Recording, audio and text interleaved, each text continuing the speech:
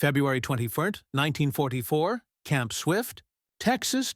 A convoy of military trucks rolled to a stop beneath a pale winter sky as the first major transport of elite German paratrooper prisoners arrived on American soil. Many of them had been captured after the bitter fighting at Monte Cassino, men who once swore an oath to never be taken alive. They expected bayonets, barking commands, humiliation. Instead, they smelled coffee. Along the edge of the processing yard, U.S. Army guards stood beside outdoor grills where steaks crackled over open flames. Tin plates were being laid out beside baskets of bread. Cigarettes were stacked in cartons on a folding table. An American lieutenant approached the first group, not with a rifle leveled, but with his hand extended, offering lucky strikes to the visibly exhausted prisoners. The Germans exchanged uncertain glances. Some hesitated to step off the truck, believing it to be a trick. Propaganda, perhaps. Yet everything before them was real. Uniformed guards relaxed in the morning sun. No one shouted. No one beat them. A prisoner later wrote that this moment felt like stepping out of war and into another civilization. What none of them yet realized was that this treatment was not kindness. It was a weapon. By early 1944, the Second World War had reached a critical turning point. The North African campaign had ended in Allied victory, and with it came one of the largest mass surrenders in modern military history. Over 275,000 Axis personnel, primarily Germans and Italians, laid down their arms. Most of these were not forced into captivity by starvation or annihilation, but through deliberate encirclements, tactical retreats, and calculated surrenders. Between May 1943 and the end of 1944, more than 371,683 German POWs would be transported to the United States. This astonishing movement across the Atlantic was not merely logistical necessity. It was a strategic maneuver shaped by international law, military psychology, and the moral identity of a democratic nation at war. The United States had ratified the 1929 Geneva Convention relative to the treatment of prisoners of war, a legal document that strictly governed everything from housing, food rations, labor assignments, and communication rights of POWs. American leadership, particularly Secretary of War Henry Stimson and General George C. Marshall, understood that adherence to this treaty was not optional, especially in a war against regimes that routinely violated it. Marshall emphasized privately that the treatment of prisoners would reflect the moral contrast between the United States and its enemies. He reportedly argued that the world must see that American power did not require cruelty to enforce obedience. Yet this decision was not solely based on principle. It was also deeply strategic. By transporting German prisoners to camps located across Texas, Oklahoma, Arizona, and the Midwest, the United States achieved three vital objectives. First, it removed combatants from active European theaters, reducing the burden on frontline logistics and preventing escape attempts in war zones. Second, it provided a highly controlled environment for intelligence gathering. German POWs were not just laborers. They were a living source of information. Every interaction, every conversation, had the potential to reveal tactical details, morale levels, and internal divisions within the Wehrmacht. Third, it enabled the United States to project ideological strength, not through intimidation, but through civilization. President Franklin D. Roosevelt approved these measures with the understanding that how America treated its enemies would influence how the world viewed its post-war leadership. There was an emerging belief in Washington that the war was not only about defeating Germany and Japan, it was about defining what would replace them. In January 1944, internal memos from the War Department outlined the official policy. German POWs were to receive the same daily caloric intake as American soldiers, estimated between 3,200 and 3,500 calories per day. They would be provided medical treatment equivalent to U.S. troops, religious services upon request, recreational activities, and even educational opportunities. American planners believed that if POWs experienced humane treatment, they would carry those memories back to a defeated Germany and weaken the grip of Nazi ideology in the long term. This approach contrasted sharply with the German treatment of Allied prisoners, particularly on the Eastern Front, where starvation, forced marches, and executions were common. Still, the United States could not publicly justify its lenience by moral superiority alone. It was also a calculated move to ensure better treatment for American POWs in German captivity. The War Department believed that humane treatment of Germans would pressure the Third Reich to maintain acceptable conditions for captured Americans. While Germany did not fully comply with these expectations, American leadership considered this policy a necessary safeguard. Economically, the arrival of German prisoners offered a solution to labor shortages caused by millions of American men being deployed overseas. Under Geneva Convention rules, enlisted POWs could be assigned non-military labor. They were put to work in agriculture, timber, railroads, and canning industries, receiving pay vouchers that could be used within camp canteens. This labor supported the American war economy while keeping prisoners occupied, reducing the likelihood of unrest. By mid-1944, there were over 600 POW camps operating in the United States, ranging from large base camps holding 3,000, 5,000 prisoners to small branch camps hosting a few hundred. Some were located in remote deserts, others in the quiet farmlands of the Midwest. Despite the isolation, reports from the International Red Cross continuously rated American camps far above those of any other major, belligerent nation. Yet, beneath the orderly administration of prisoner camps was a deeper, psychological objective: to demonstrate that America did not fear its enemies, even when they were in its custody. Treating captured Germans with dignity was a statement. It declared to the world that democracy was not fragile, that a powerful nation could hold its sword in one hand and extend an open palm with the other. But for this to have its full effect, the Germans themselves had to witness it firsthand, and many were completely unprepared for what they would encounter, because before setting foot on American soil, they had been fed a very different story. By the time the transport ships departed from North Africa in early 1944, German prisoners carried more than the weight of capture. They carried the full weight of indoctrination. These were men conditioned by years of Nazi propaganda, steeped in the belief that surrender was dishonorable and that the Americans were cruel, decadent, and untrustworthy. They had been told that Allied soldiers were a race of barbarians who would exploit, torture, or kill without hesitation. Joseph Goebbels's Ministry of Propaganda had drilled this message into every Wehrmacht briefing. To be captured was not merely a personal failure, it was a moral catastrophe. Elite units like the Fallschirmjäger, the paratroopers arriving at Camp Swift, were particularly influenced. They had been raised to embody the ideal German soldier, disciplined, fearless, and loyal to Hitler above all else. Orders emphasized that surrender to Americans was a fate worse than death. Manuals warned of interrogation techniques, of subversive propaganda, and of the need to resist soft temptations that might erode the soldier's will.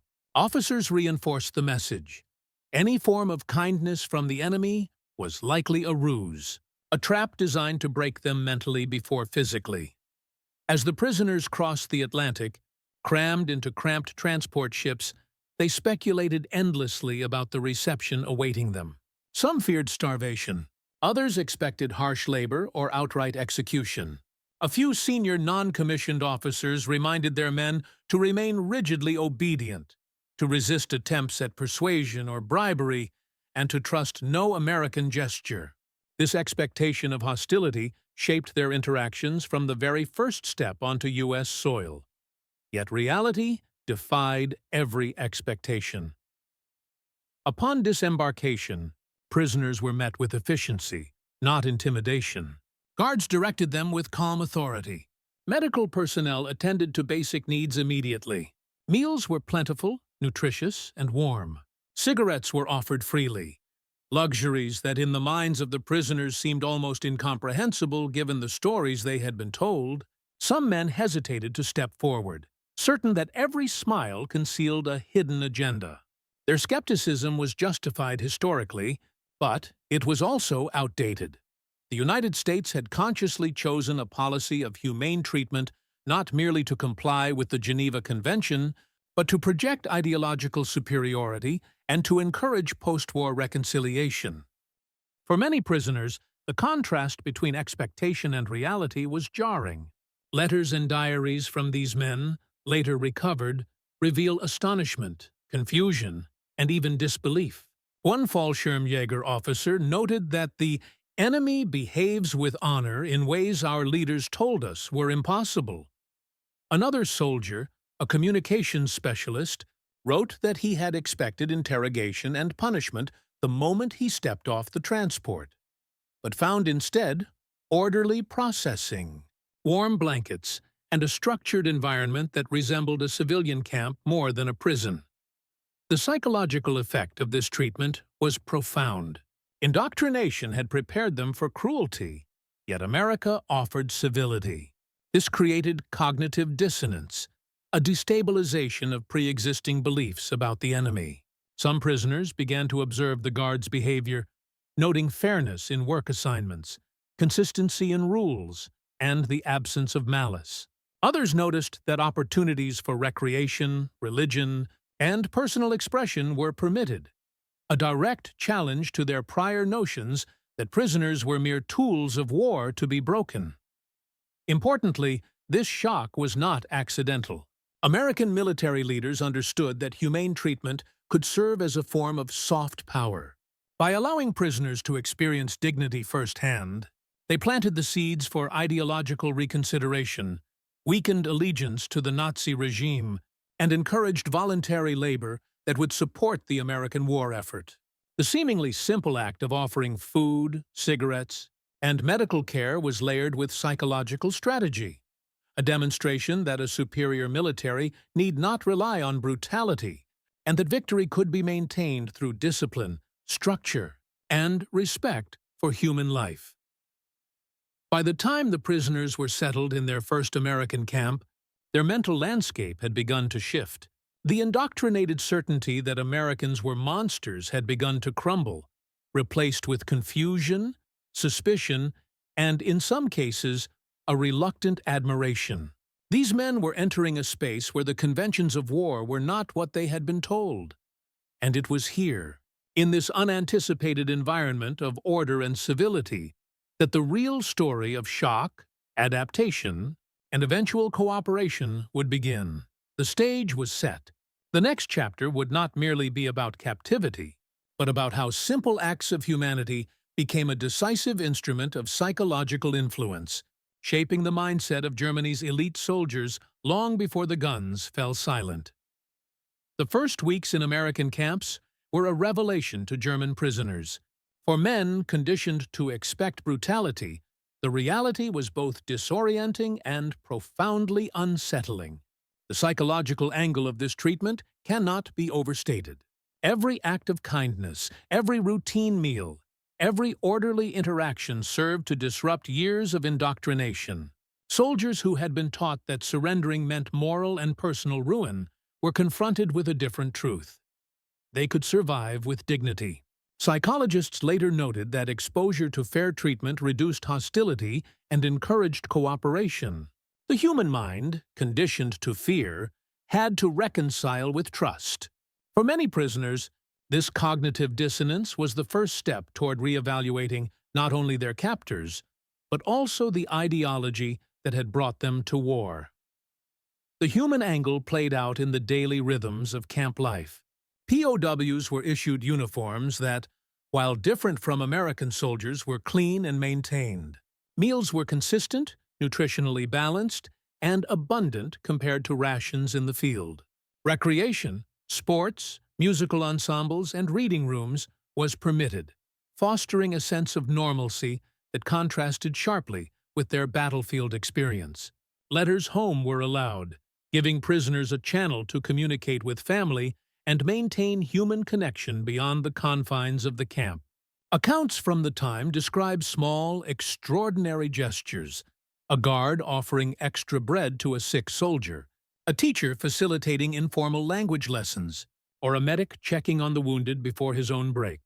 These seemingly minor acts reinforced a central lesson: humane treatment could coexist with discipline, order, and authority. From a strategic perspective, this humane approach served multiple objectives. Firstly, it maintained camp order. Prisoners who were treated fairly were less likely to attempt escape, foment rebellion, or sabotage operations. Secondly, it created an environment conducive to intelligence collection. By observing prisoners' behavior, interrogators could assess morale, rank dynamics, and attitudes toward the Nazi regime. Information flowed more freely when fear was replaced with measured trust. Thirdly, the treatment served as a form of ideological warfare. By demonstrating the stark contrast between American ethics and Nazi brutality, the United States projected soft power. The actions in the camps were a practical demonstration. Civility and strength were not mutually exclusive. Leaders like General George Marshall and Secretary of War Henry Stimson had long understood that the treatment of POWs would echo beyond the war, influencing both returning prisoners and global perception of the United States. These angles were interwoven in every interaction, from the orderly distribution of meals to organized labor assignments. Labor was regulated, respectful of Geneva Convention standards, and often appreciated by prisoners who could earn small wages in camp canteens. Germans who had expected cruelty discovered that even work could be dignified, contributing to both the American war effort and their own well-being. Some prisoners described surprising feelings of gratitude or respect, emotions previously suppressed by years of propaganda. The psychological, human, and strategic layers of the U.S. approach created a self-reinforcing cycle. Humane treatment fostered cooperation, which enhanced camp efficiency, which reinforced the perception that Americans were competent and disciplined, yet morally upright. The result was a profound transformation in prisoner mindset. Men who had arrived filled with fear, resentment, and rigid ideology began to adapt to their environment. Daily exposure to fairness, decency, and structured living challenged their assumptions about enemies, loyalty, and moral order. What the Germans initially perceived as weakness was, in fact, deliberate strength. The U.S. military had weaponized civility, using humanity itself as a tool to maintain control, gather intelligence, and subtly undermine the enemy's psychological framework. By the end of the first month, the psychological shift was tangible. Prisoners who had expected humiliation and violence were learning routines, forming small social bonds, and beginning to recognize the strategic logic behind their treatment. The initial shock, the awe, disbelief, and confusion laid the groundwork for what would become a consistent theme throughout their captivity: that power need not rely on fear, and that even in war, human dignity could be preserved. The reaction of German prisoners to American treatment was immediate and, in many cases, profound. Diaries and letters recovered after the war paint a consistent picture of astonishment. Many prisoners described disbelief that captors would provide abundant food, medical care, and recreational opportunities. A senior Fallschirmjäger officer wrote that he expected interrogation, threats, and harsh labor, but instead found order, cleanliness, and a sense of personal agency. For soldiers indoctrinated to view Americans as ruthless, these experiences created confusion and self-doubt. The simple act of receiving a warm meal or a cigarette, luxuries once reserved for victory, was enough to challenge the moral certainties instilled by years of Nazi propaganda. For many, this cognitive dissonance sparked a re-evaluation of loyalty and ideology, planting subtle seeds of ideological erosion that would bear fruit long after the war ended. Leadership and command within the POW camps were critical in maintaining both efficiency and moral integrity. U.S. officers, guided by both Geneva Convention obligations and strategic foresight, structured camp routines to blend discipline with respect. Daily schedules balanced work, recreation, and study, creating a predictable environment that minimized unrest. Officers like Colonel William F. Holmes emphasized that fairness in assignments, responsiveness to prisoner concerns, and visible adherence to rules fostered cooperation and loyalty. Medical officers ensured that illnesses were treated promptly, while chaplains facilitated religious observances. This careful orchestration of human, logistical, and ethical resources allowed camp leaders to maintain order without resorting to force. By consistently demonstrating competence coupled with humane treatment, leadership reinforced the prisoners' perception that America was both powerful and morally grounded, a combination that quietly undermined German indoctrination. The moral and symbolic dimensions of POW treatment extended beyond the camps themselves. Every act of civility communicated a broader message that democratic power could coexist with decency and justice. Prisoners, many of whom had never encountered such treatment, became living witnesses to the principles America claimed to uphold. This symbolic power was amplified when prisoners were allowed to interact with civilians during supervised labor on farms and in factories. Villagers and American workers observed these interactions, further embedding the narrative that humane treatment was a deliberate, strategic choice rather than an accident. These experiences contrasted sharply with German propaganda, which had depicted the Allies as barbaric. In effect, the POWs became inadvertent ambassadors of American ideals, carrying back a message of fairness, order, and respect that challenged the Nazi worldview. Furthermore, this approach yielded tangible strategic benefits. Prisoners who were treated well were more cooperative, providing accurate information in interrogations and willingly participating in labor that supported the war effort. Intelligence gleaned from camps informed military planning, while the labor itself alleviated domestic shortages caused by overseas deployment. By integrating humane treatment with practical objectives, American leadership demonstrated a sophisticated understanding of psychological and operational warfare. Kindness, far from being a weakness, was a tool of control, efficiency, and influence.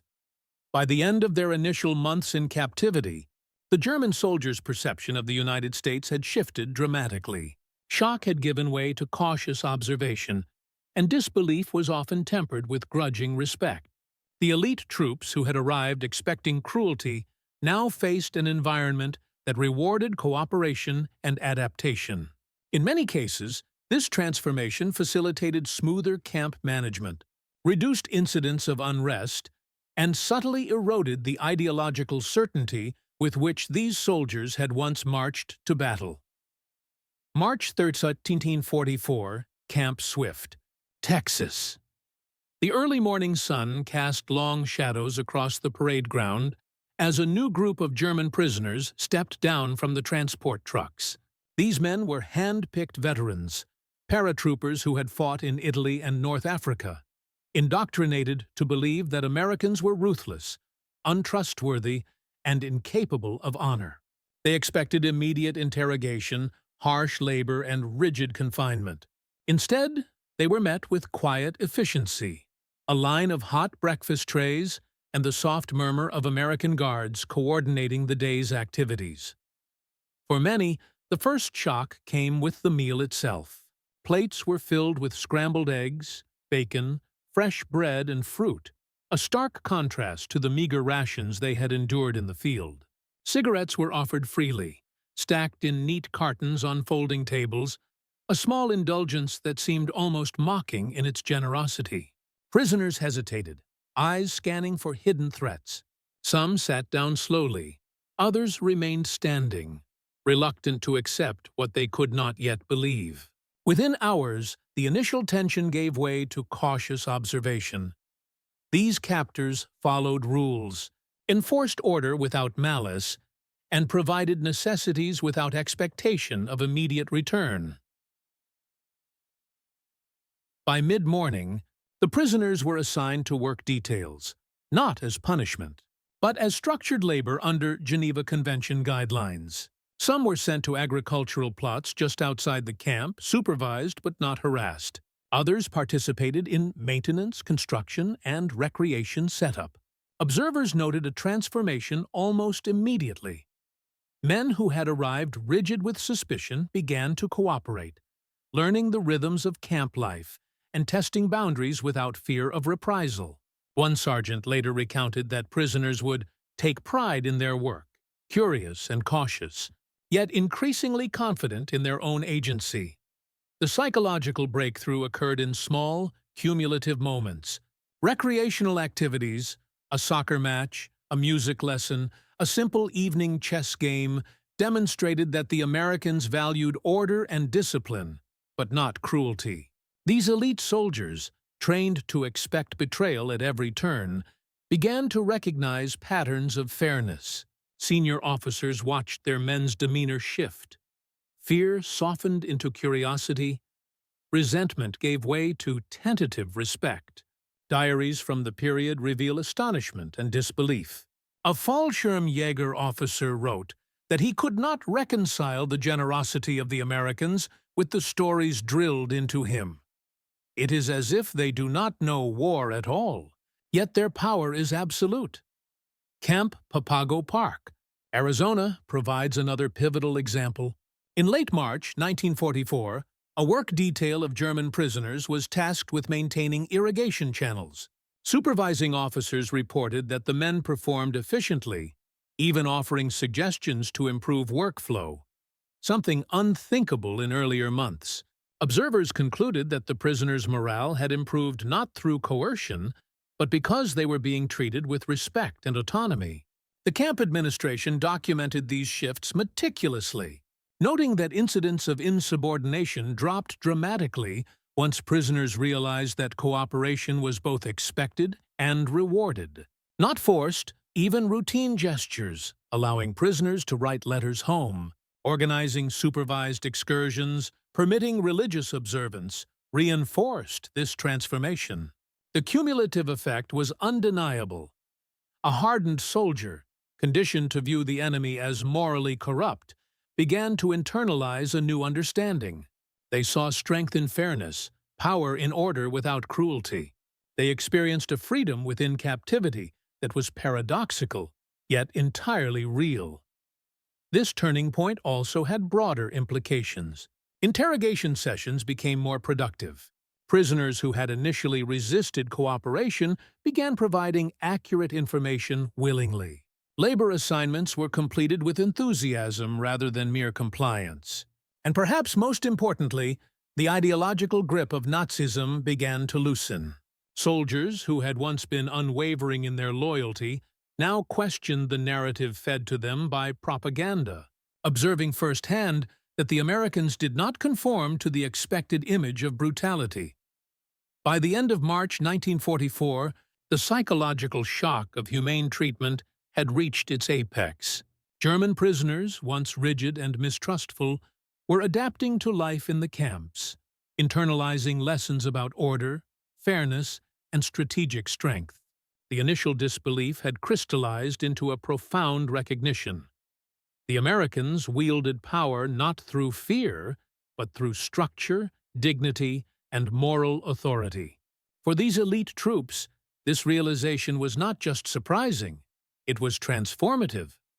By April 1944, the initial shock of humane treatment had settled into a profound, lasting effect among German prisoners. At Camp Swift, Texas, and Camp Papago Park, Arizona, officers documented patterns that were both surprising and unprecedented. Fallschirmjäger soldiers, once rigidly obedient to Nazi ideology, now approached work details willingly, organizing themselves efficiently and even offering suggestions for improvement. Supervisors noted that men who had initially resisted cooperation were now engaging proactively, performing tasks beyond the minimum requirements without complaint. This voluntary labor not only aided camp operations and local agriculture but also became a visible demonstration of the psychological power of humane treatment. Letters and diaries from prisoners reveal the depth of the internal shift. One officer, a veteran of the North African campaign, reflected that the American soldiers' conduct forced a reconsideration of what we were taught to believe about our enemies. A communications specialist noted that his initial fear gave way to curiosity, and then to admiration, as he observed the consistent fairness in assignments, distribution of food, and adherence to rules. These men had been raised to expect cruelty and deception, yet they found themselves in an environment where honesty, discipline, and civility were intertwined, a combination that challenged the very foundations of Nazi indoctrination. Some of the most striking examples occurred during supervised excursions beyond the camps. At Camp Papago Park in late April 1944, prisoners participated in agricultural labor on nearby farms. They were allowed limited interaction with civilians under strict supervision. Reports from American farmers and camp officers noted that prisoners performed efficiently, displayed cooperative behavior, and even began using basic English phrases to communicate. This interaction had a dual purpose. It bolstered the local workforce and subtly introduced prisoners to the broader cultural values of American society. Observers described the prisoners' astonishment at the lack of hostility from civilians, a sharp contrast to the propaganda-fed fear of American brutality. The erosion of Nazi loyalty became increasingly evident in conversations monitored by camp officers. Prisoners openly questioned the wisdom and morality of the Nazi leadership, comparing their lived experiences with the narratives they had been taught. In multiple instances, senior prisoners encouraged younger men to adhere to camp rules not out of fear, but from a newfound respect for the order and fairness exhibited by their captors. This voluntary compliance was unprecedented and marked a critical turning point. The American approach had not merely subdued the prisoners physically, it had begun to reorient their ideological framework. Medical care provided another dimension to this transformation. Prisoners suffering from illness or injury were treated promptly, often receiving attention that rivaled or exceeded what American soldiers themselves received. This acted as both a practical measure and a psychological reinforcement. Soldiers who might have resisted authority began to see the captor's intent as genuine, fostering trust and diminishing hostility.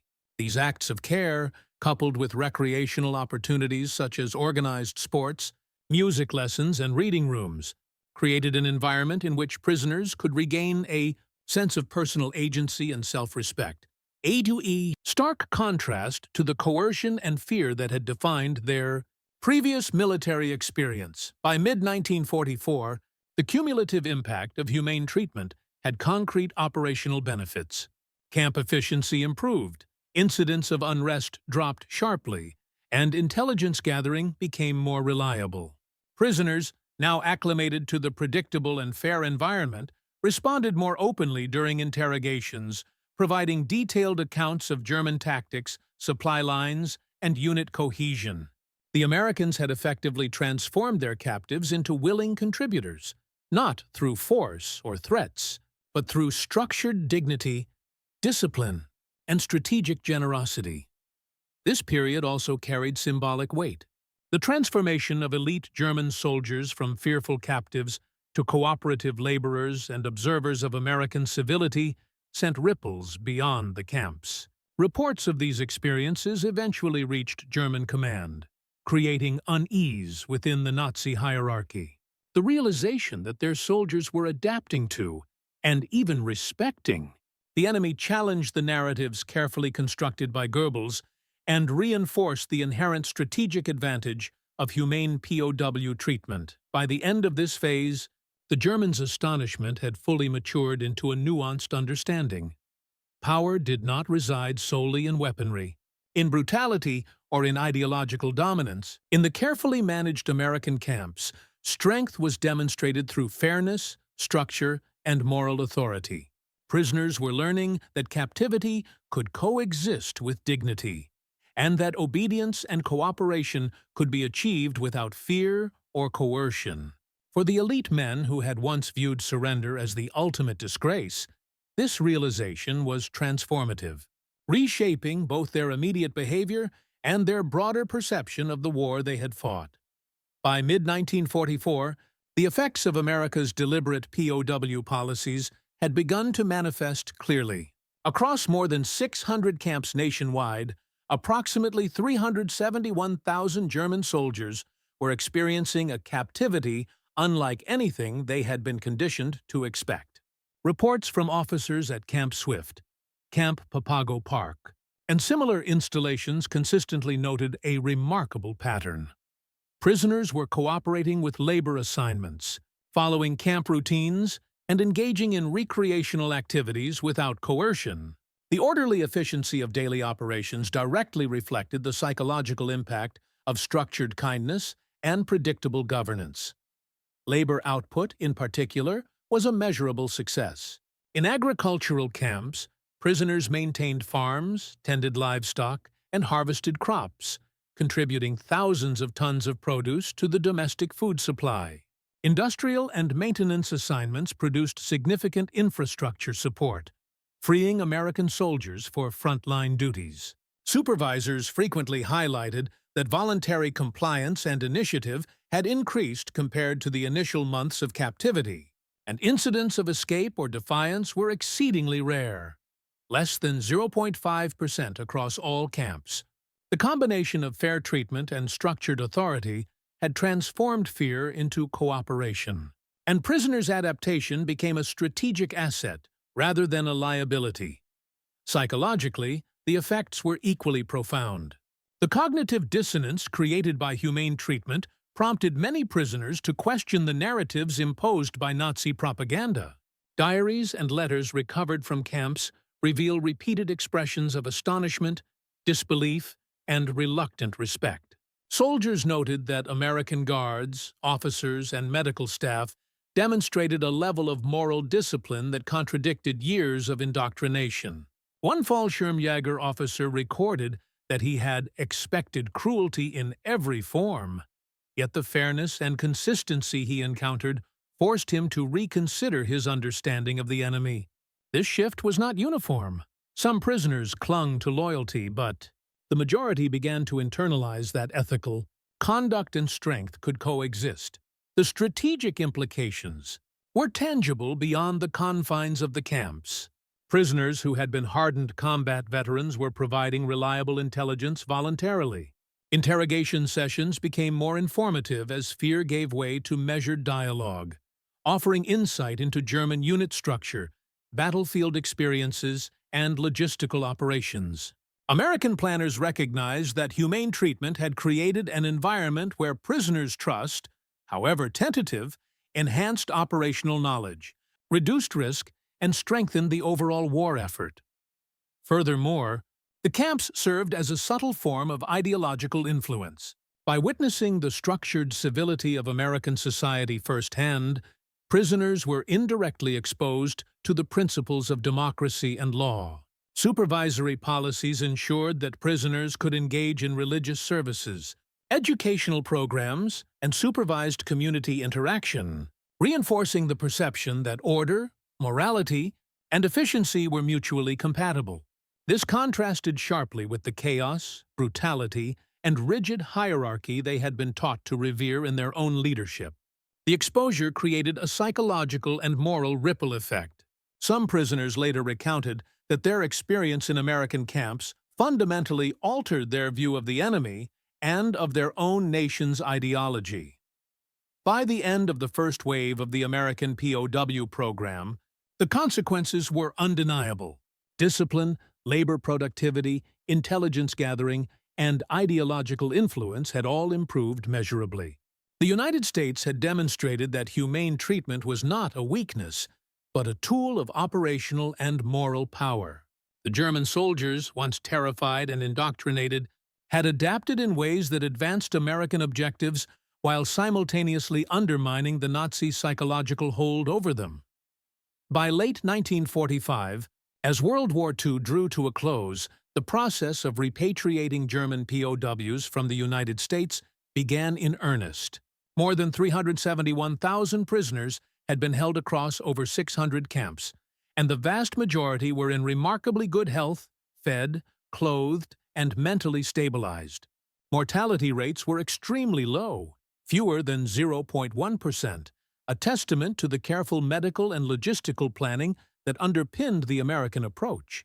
For returning soldiers, the memory of their captivity was often characterized not by fear, but by astonishment and, in some cases, reluctant admiration. Diaries, letters, and post-war interviews consistently described disbelief at the fairness, decency, and order that had governed their daily lives in U.S. camps. The experience had broader implications for post-war German society. Many returning soldiers carried first-hand knowledge of American values and governance. Exposure to structured civility, lawful authority, and humane treatment challenged entrenched propaganda narratives and, in subtle ways, contributed to the post-war process of denazification. Officers and enlisted men alike observed that power could be exercised without cruelty, and that societal organization and fairness could coexist with strength. This cognitive dissonance, experienced during captivity, provided a counterpoint to years of ideological indoctrination and played a role in reshaping perceptions of leadership and morality in occupied Germany. From an operational standpoint, the results of the POW program reinforced the United States' strategic foresight. Labor assignments had provided thousands of tons of agricultural and industrial output, contributing directly to the domestic economy while keeping prisoners occupied. Intelligence gathered through voluntary dialogue informed tactical and logistical planning in Europe and North Africa. Camp reports highlighted a near-complete reduction in incidents of unrest or escape, a testament to the efficacy of humane treatment as both a psychological and operational tool. By combining ethical conduct with strategic imperatives, the United States demonstrated that moral authority could enhance military efficiency rather than undermine it. Official post-war assessments underscored the uniqueness of the American approach. International Red Cross inspections consistently rated U.S. camps as exemplary in their adherence to the Geneva Convention. Reports emphasized the quality of food, medical care, recreation, and educational opportunities, noting that prisoners were often better treated than soldiers in active European theaters. Comparisons with German treatment of Allied POWs, particularly on the Eastern Front, highlighted the stark contrast. Where starvation, forced marches, and executions were common under German control, U.S. camps exemplified order, civility, and strategic foresight. The repatriation process itself reinforced these lessons. Prisoners left American soil with minimal resentment and, in many cases, with a degree of respect for the institutions and individuals they had encountered. Interviews conducted by U.S. Army historians in the late 1940s found recurring themes: surprise at the abundance of provisions, admiration for the fairness of camp leadership, and reflection on the contrast between ideology and reality. These experiences, recorded in both written accounts and oral histories, preserved an enduring example of how humane treatment could serve as a force multiplier in wartime, combining operational efficiency, psychological influence, and moral authority. As the camps emptied, the historical significance of this approach became increasingly clear. The United States had demonstrated that power and ethical conduct were not mutually exclusive, that humane treatment could simultaneously advance strategic goals, undermine enemy ideology, and preserve human dignity.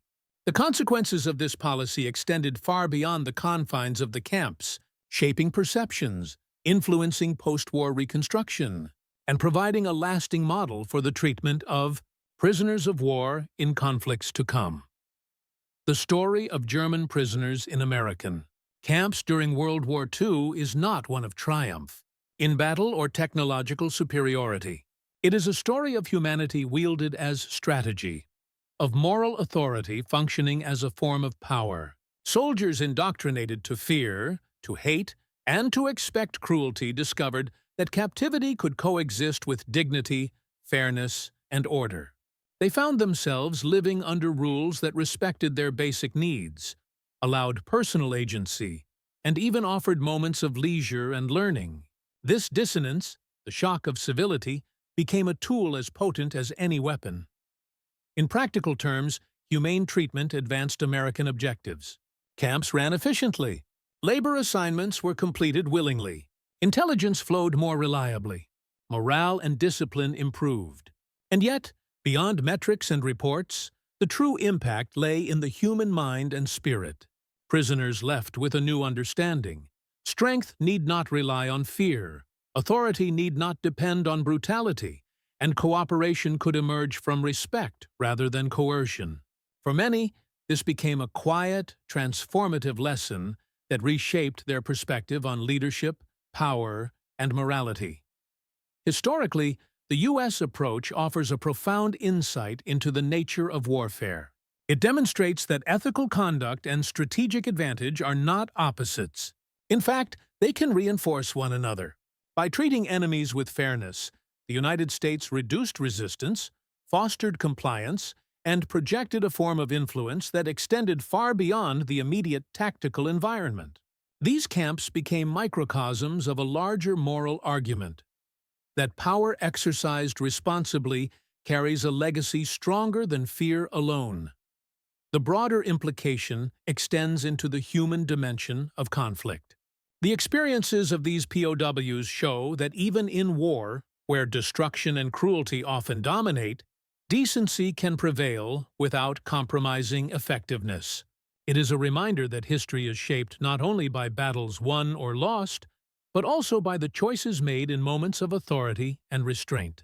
The simple acts of offering a meal, a cigarette, or a fair work assignment created ripples that extended through psychology, ideology, and memory. In the end, the German soldiers who laughed at the American camps upon arrival were not merely surprised, they were transformed, witnessing a form of strength that relied on civility, order, and strategic morality. And in doing so, the United States left an enduring lesson that humanity, even in the darkest hours of war, can be a decisive instrument of influence, shaping minds, societies, and history itself.